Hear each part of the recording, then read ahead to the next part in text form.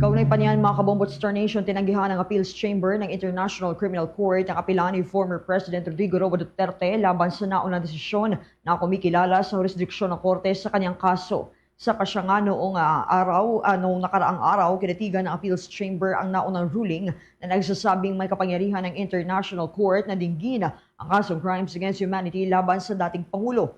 Dahil dito ibinasura ng korte ang lahat ng 4 grounds of appeal na inihain ng kampo ng dating Pangulo na kumwestiyon sa legal na basehan ng pag-usad ng kaso. Therefore, the Appeals Chamber considers that the defense has failed to demonstrate that the Pretorial Chamber committed an error of law and rejects the 4th ground of appeal. The Appeal Chamber, by majority, as a conclusion, Judge Roque Panise, partially dissenting in the 2nd ground, has rejected all 4 grounds of appeal. This brings us to the end of the summary of the Appeals Chamber's judgment of today.